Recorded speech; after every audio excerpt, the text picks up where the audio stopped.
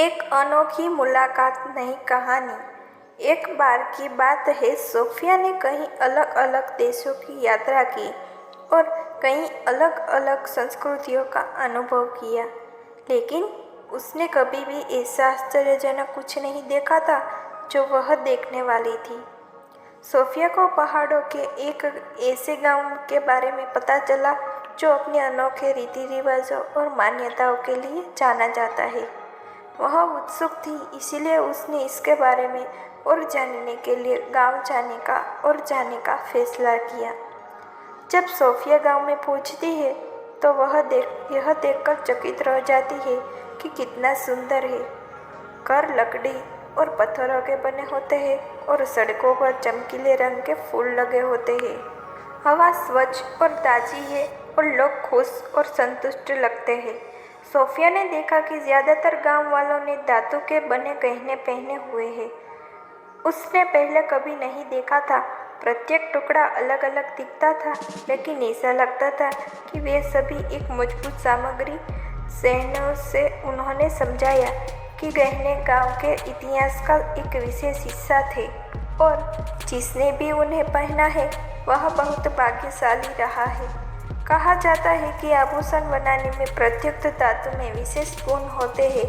ऐसा माना जाता है कि जो लोग गहने पहनते हैं वे भाग्यशाली और सौभाग्यशाली होते हैं।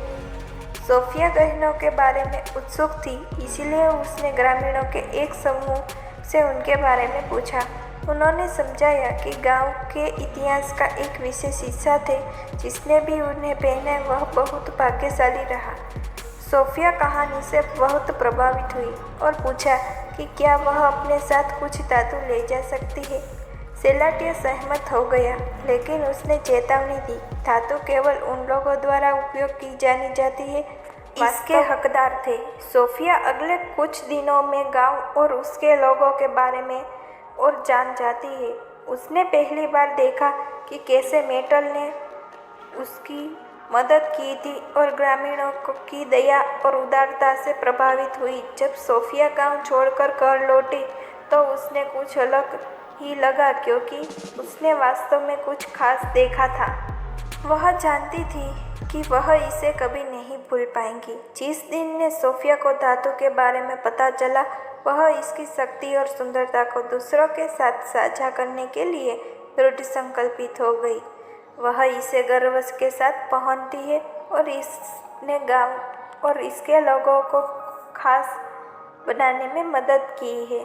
अब धातु के जादू को दूसरों के साथ साझा करने के लिए सोफिया ने दुनिया का थोड़ा और जादुई बनाने में मदद की है। सीख कहानी हमें यह सिखाती है कि दुनिया में जादू और सुंदरता है और हमें इसे दूसरों के प्रति दयालु और उदार बनकर पा सकते हैं। जब ग्रामीणों को एक विशेष उपहार सौंपा गया तो उन्होंने इसे स्वतंत्र रूप में साझा किया और इससे उन्हें और दूसरों को मिलने वाले लाभों का आनंद लिया। इस पाठ ने सोफिया को ऐसा करने के लिए प्रेरित किया। खुले दिमाग से और अपने प्यार और खुशियों को साझा करके हम अपने आसपास की जादुई और अद्भुत दुनिया से जुड़ सकते हैं।